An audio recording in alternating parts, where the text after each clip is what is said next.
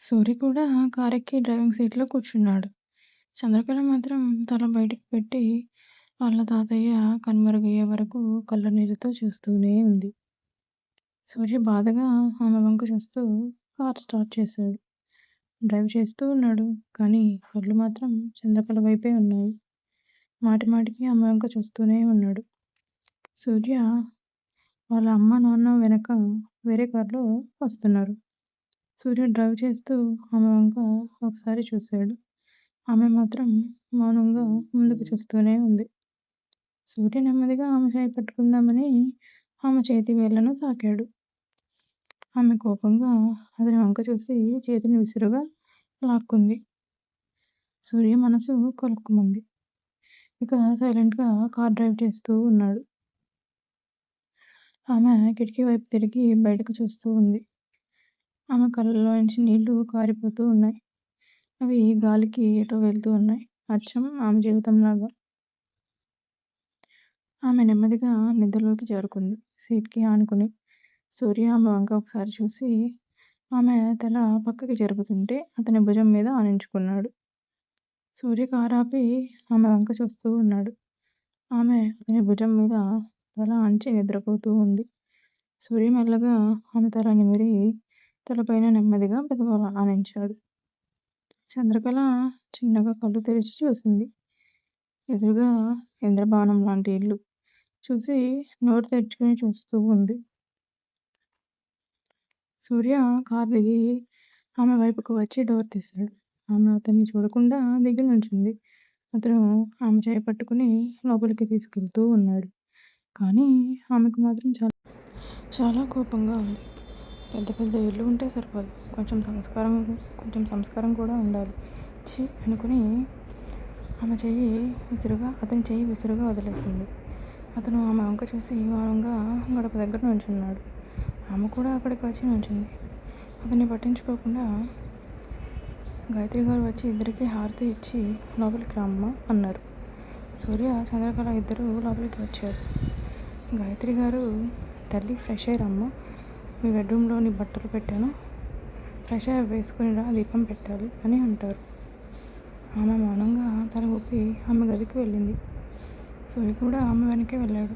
చంద్రకళ లోపలికి వచ్చి తన బట్టలు తీసుకుని ఫ్రెష్ అవ్వడానికి వెళ్ళబోతుంటే సూర్య లోపలికి వచ్చి, చందు ఒక నిమిషం అని ఆమె చేయి పట్టుకుంటాడు. పట్టుకుని ఒక్కసారి నేను చెప్పేది విను అంటాడు. చందు కోపంగా అతని వంక కళ్ళెర చేసి చూస్తూ చేయి వదలండి అని ఒక్కసారిగా అరుస్తుంది. ఏం చెప్తారు? ఆ జీవితం ఎలా నాశనం చేశారో చెప్తారా, లేక నాతో ఎలా గడిపారో చెప్తారా అని కళ్ళనీళ్ళతో అడుగుతుంది. అతను అలానే ఇరుక్కుపోయి ఆమె చేయి వదిలేసి మౌనంగా బాల్కనీలోకి వెళ్ళి అక్కడ నుంచొని ఆకాశంలోకి చూస్తూ ఉంటాడు. తనకి మాత్రం ప్రాణం పోతున్నట్టుగా ఉంది ఆమె ఎలా మాట్లాడుతుంటే. కానీ ఆమెకి నిజం ఎలా చెప్పాలో అర్థం కావట్లేదు. అంటే నేను ఊరి జనం ముందు చెప్పింది అబద్ధం అనుకుంటుందా అని వినివెల్లాడిపోయాడు. అతనికి పిచ్చెక్కినట్టుగా అనిపిస్తుంది. ఏం చేయాలో అర్థం కావట్లేదు. రూమ్కి వచ్చేసరికి ఆమె రెడీ అయిపోయి కిందకి వెళ్తూ ఉంది. ఆమె వంక చూసేసరికి ఆమె ముఖం అంతా ఏడ్చినట్టుగా ఎర్రగా అయిపోయింది.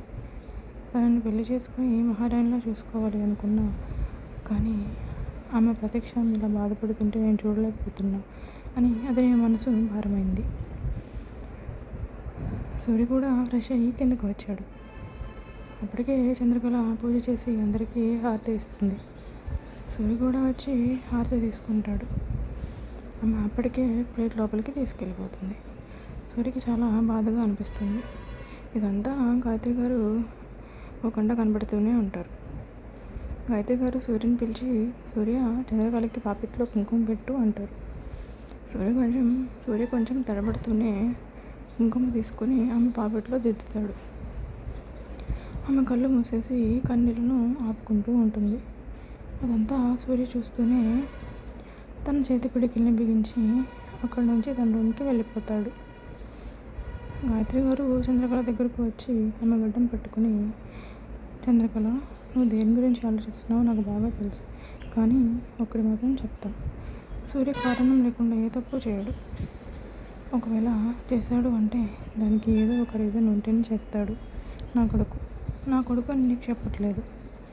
తను నీకు చేసింది మాత్రం తప్పే, కానీ దాని వెనుక దాగున్న కారణం ఏంటో కూడా తెలుసుకో.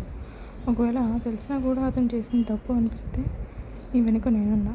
నీకేం చేయాలనిపించినా నీకు తోడుగా నేనుంటా. సూరికి చిన్నప్పటి నుంచి ఏ లోటు లేకుండా పెంచాము అని నువ్వు అనుకుంటున్నావు కదూ. తను అందరిలాగే నార్మల్ స్కూల్లోనే చదివి పార్ట్ టైం జాబ్ చేసుకుంటూ తన ఫీజు పే చేసుకునేవాడు కాలేజ్ టైంలో. తర్వాత కష్టపడి జాబ్ తెచ్చుకొని తనకి కావాల్సినంత రూపాయి కూడబెట్టుకొని తన సొంత బిజినెస్ పెట్టుకున్నాడు. వాడికి ఓర్పు చాలా ఎక్కువ తల్లి, దేన్నైనా భరిస్తాడు వాడిది అనుకుంటే. ఇదంతా నీకు ఎందుకు చెప్తున్నానో తెలుసా?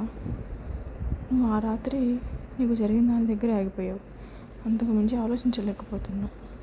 అతని గురించి ఒక్కసారి అతనితో కూర్చొని నీ దగ్గర ఉన్న డౌట్స్ అన్నీ తీర్చుకో అని చెప్పి ఆమె దగ్గరగా వెళ్ళి, ఒకసారి చేజారిపోతే ఏది తిరిగి రాదు అని ఆమె తల నిమిరి అక్కడి నుంచి ఆమె రూమ్కి వెళ్ళిపోతారు. గాయత్రి గారు చెప్పిందంతా ఆమె బుర్రలో నాటుకుపోయింది. చంద్రకళ రూమ్లోకి వెళ్ళి చూసేసరికి సూర్య బాల్కనీలో నుంచొని సిగరెట్ తాగుతూ ఉన్నాడు. ఆమె అతని వంక ఒకసారి చూసి వచ్చి సోఫాలో పడుకుంది. సూర్య లోపలికి వచ్చి చూసేసరికి ఆమె సోఫాలో పడుకుని నిద్రపోతూ ఉంది. సూర్య ఆమె దగ్గరగా వెళ్ళి ఆమె ముఖం మీద పడుతున్న జుట్టుని చెవి వెనక పెట్టి ఆమె నుదుటి మీద పెదలు అనిస్తాడు. చంద్రకళకి అతని రూమ్లోకి వచ్చినప్పుడే ఆమెకి మెలకువ వస్తుంది, కానీ కళ్ళు తెరవకుండా అలానే ఉండిపోతుంది. అతను ఆమెని లిఫ్ట్ చేసి బెడ్ మీద పడుకోబెడతాడు. ఆమె మధ్యలో కళ్ళు తెరిచి చూసేసరికి ఆమెకి చాలా దగ్గరగా ఉంటాడు.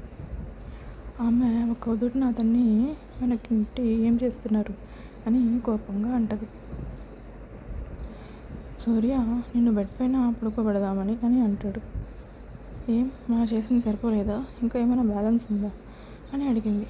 సూర్య ఆమె మాటలకి కళ్ళు గట్టిగా మూసేసి మళ్ళీ తెరిచి అతని కారు కేసు తీసుకొని విసురుగా బయటికి వెళ్తాడు.